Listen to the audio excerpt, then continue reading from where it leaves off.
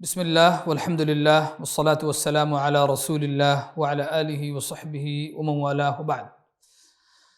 ناظرین کرام، السلام علیکم ورحمۃ اللہ وبرکاتہ۔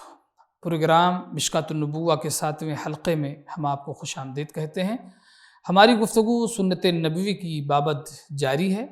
معزز ناظرین، سنت نبوی کی تدوین کے زمانے میں بالخصوص پہلی، دوسری اور تیسری صدی ہجری میں علماء حدیث کے رحلات اور اسفار کو ایک خاص مقام اور مرتبہ حاصل رہا ہے، اور ان رحلات اور اسفار کو سن کر کے، پڑھ کر کے ایک مسلمان انگشت بدندہ ہو جاتا ہے اور اس کی آنکھیں ان عظیم رحلات کی وجہ سے کھلی کی کھلی رہتی ہیں۔ جی ہاں ناظرین، اس وقت کے اسفار جہازوں، ٹرینوں اور تیز رفتار کشتیوں سے نہیں ہوتے تھے، بلکہ چوپایوں کے ذریعہ اور بسا اوقات پیدل ہوا کرتے تھے۔ ان اسفار کو طے کرنے میں کئی دن اور کئی راتیں بلکہ کئی مہینے اور سال لگ جاتے تھے، اور اس وقت آج جیسے راستے بھی نہیں ہوا کرتے تھے۔ محترم ناظرین، اتنی ساری مشقت آخر ان حضرات نے، علماء حدیث نے، اسلاف نے کس لیے برداشت کی؟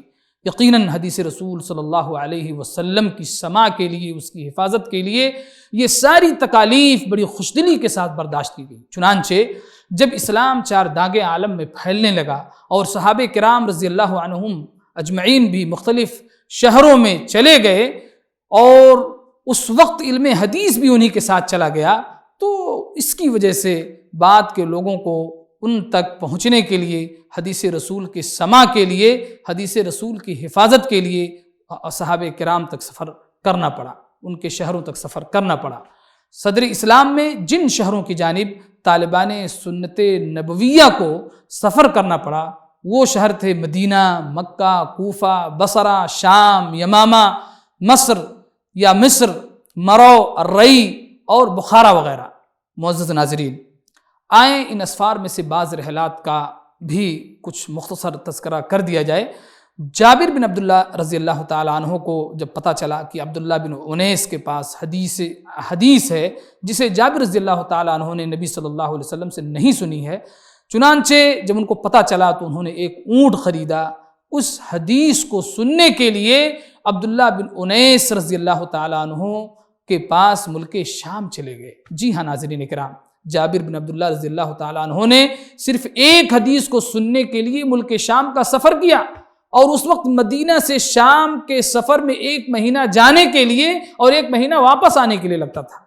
نیز ابو ایوب انصاری رضی اللہ تعالیٰ عنہ نے عقبہ بن عامر رضی اللہ تعالیٰ عنہ کے پاس مصر کا سفر کیا اور ان سے ملاقات کر کے کہا کہ حدثنا ما سمعتہ من رسول اللہ صلی اللہ علیہ وسلم، یعنی ستر المسلم کی بابت جس حدیث کو آپ نے نبی صلی اللہ علیہ وسلم سے سنی ہے، مجھ سے بھی بیان کر دیجئے۔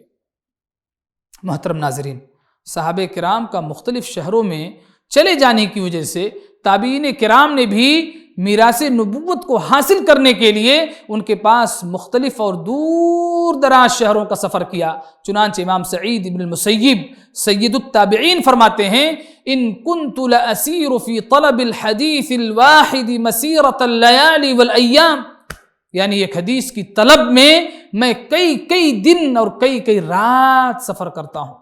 بصر بن عبداللہ الحضرمی کہتے ہیں کہ ایک حدیث سننے کے لیے میں دوسرے شہروں کا رخ کیا کرتا ہوں۔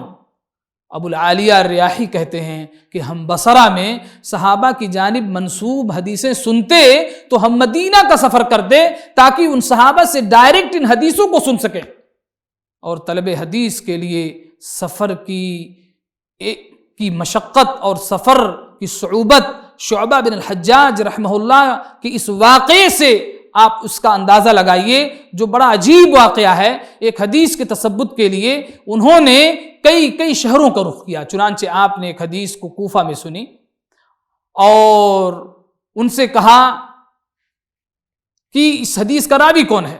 تو اس راوی نے کہا کہ اس حدیث کا، ان کے شیخ نے کہا کہ اس حدیث کا راوی مکہ میں ہے۔